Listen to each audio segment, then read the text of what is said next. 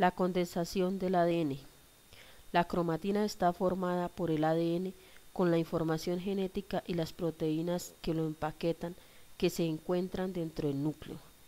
La cromatina es una estructura dinámica que adapta su estado de compactación y empaquetamiento para optimizar los procesos de replicación, transcripción y reparación del ADN. A continuación observamos el esquema de replicación del ADN. Durante la interfase, el ADN se encuentra en el núcleo de las células formando fibras muy largas y finas. Del conjunto de todas estas fibras constituye la cromatina. Cuando se acerca el momento de la división celular, la célula duplica el ADN. A partir de cada molécula de ADN se forma otra nueva idéntica, en un proceso que recibe el nombre de replicación. La replicación celular es un tema importante en la replicación del ADN. Este proceso, como todos ya conocemos, se puede dar por mitosis o meiosis. Vamos a empezar con una breve explicación de la mitosis y sus fases. La mitosis es un proceso propio de las células eucariotas, mediante el cual se dividen numerosos organismos unicelulares, así como las células de los organismos pluricelulares. Consiste en el reparto de material hereditario de una célula madre a dos células hijas, de método que ambas tengan el mismo número de cromosomas que la madre.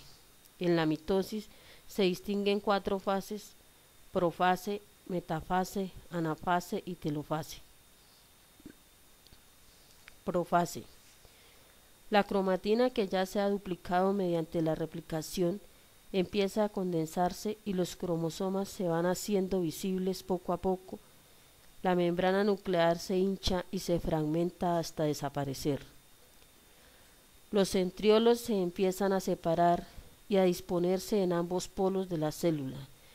Entre ellos se va formando una conexión por medio de filamentos, lo que constituye el uso acromático. Metafase. Los cromosomas se han condensado totalmente. Son los cromosomas metafásicos que contienen el material hereditario duplicado. Estos cromosomas están formados por 2 cromátidas y se disponen en la parte central de la célula. Anafase. Los cromosomas se ascienden por el centrómero. Quedan separados las cromátidas que se dirigen hacia los extremos de la célula. Como las 2 cromátidas de un cromosoma son idénticas, a cada parte de la célula se dirige exactamente la misma información genética. Telofase. Al llegar los cromosomas a las proximidades de los centriolos, desaparece el uso acromático. Aparece de nuevo la membrana nuclear y los cromosomas se descondensan, convirtiéndose en cromatina. Tras la telofase, o al tiempo que se va produciendo, se divide el citoplasma de la célula original para dar 2 células hijas iguales. La división del citoplasma recibe el nombre de citocinesis. En las células animales ocurre por el estrangulamiento de la membrana plasmática y en las vegetales por tabicación de la célula madre. La otra forma de reproducción celular es la meiosis, donde una célula diploide experimenta 2 divisiones sucesivas con la capacidad de generar 4 células haploides. En los organismos con reproducción sexual tienen importancia, ya que es el mecanismo por el que se producen los óvulos y espermatozoides. Este proceso se lleva a cabo en 2 divisiones nucleares y citoplasmáticas llamadas meiosis I y meiosis II. En la meiosis I tenemos profase 1. Durante esta fase el centriolo de la célula se duplica y cada uno se dirige a uno de los polos de la célula. La membrana nuclear se desintegra y los cromosomas se condensan y hacen visibles sus estructuras dobles. En metafase 1, las tétradas de cromosomas se alinean en el plano ecuatorial de la célula y no ocurre división centromérica, lo que origina la no división del cromosoma. En anafase 1, los cromosomas homólogos se separan y desplazan a polos opuestos de la célula, proceso que se da gracias a la condensación de las fibras del uso citoplasmático. Nótese que las cromátidas hermanas permanecen unidas por dos centrómeros. En telofase 1 comienza la citocinesis celular y empieza a formarse una placa ecuatorial alrededor de cada complemento cromosómico. Intercinesis. En este lapso de tiempo, que no debe confundirse con una interfase, cada producto celular no duplica su DNA y ocurre una pequeña descondensación de los cromosomas. Antes de que cada célula complete su membrana nuclear, comienza la segunda división meiótica, la cual se inicia con una corta profase 2, en el cual reaparecen los centriolos y migran a polos opuestos de la célula. En esta etapa ya no hay intercambio de material genético. En la metafase 2, los cromosomas se dirigen hacia el plano ecuatorial de la célula, aparece el uso acromático, el cual se origina en cada centriolo y se fija a los centrómeros de cada cromosoma. En esta misma etapa se lleva a cabo la división centromérica. En anafase 2, dada la división centromérica en la etapa anterior, las cromátides que forman cada cromosoma se separan y se dirigen a cada polo celular. Esto sucede por la condensación de las fibras del uso citoplasmático. En telofase 2 se lleva a cabo la citocinesis celular y se forman dos nuevos núcleos a partir de cada célula. Esto origina al final el proceso 4 gametos o esporas completamente haploides y genéticamente diferentes, lo cual se da gracias al intercambio cromosomático llevado a cabo en la profase 1 de la primera división meiótica. Otro tema a abordar en la replicación del ADN es la gametogénesis. La gametogénesis es la producción de gametos masculinos y femeninos. Por tanto, podemos distinguir la espermatogénesis o producción de espermatozoides y la oogénesis o producción de óvulos. La espermatogénesis y la oogénesis son dos procesos bastante diferentes, sin embargo tienen algo en común, y es que están basados en el proceso de la meiosis, lo que permite que los gametos sean haploides, es decir, que tengan solo la mitad de los cromosomas. Veamos en qué consiste. La espermatogénesis es el proceso mediante el cual los hombres producen sus gametos. En este caso su base es la meiosis. Las fases de la espermatogénesis son: fase de multiplicación. En los testículos se hallan las células precursoras de los gametos masculinos, llamadas células germinales. Estas células, cuando llegan a la pubertad, se comienzan a dividir por mitosis y dan lugar a las espermatogenias. Fase de crecimiento. Las espermatogenias crecen y dan lugar a espermatocitos de primer orden. Fase de maduración. Los espermatocitos de primer orden sufren la primera división meiótica y producen dos espermatocitos de segundo orden que tienen 23 cromosomas con dos cromátidas. Estos sufren la segunda meiosis y producen 4 espermátidas que poseen 23 cromosomas con una sola cromátida. Fase de diferenciación.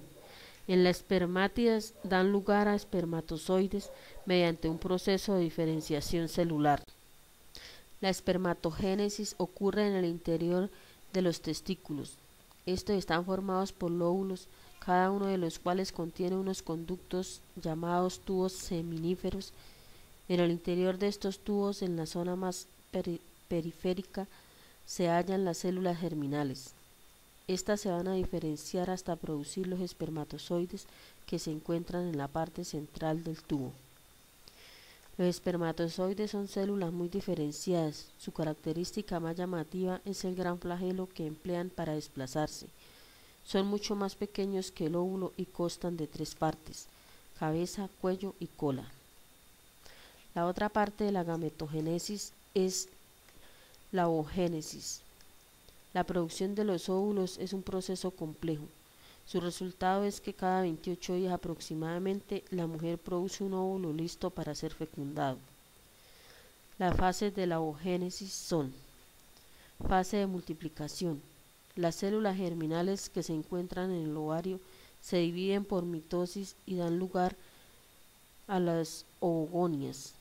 Esta fase ocurre antes del nacimiento. Fase de crecimiento. Las oogonias crecen debido a la acumulación de sustancias de reserva. Se transforman así en ovocitos de primer orden que están alojados en especie de vesículas rodeadas por unas células llamadas foliculares. El conjunto del ovocito y su cubierta de células constituye al folículo de Graf.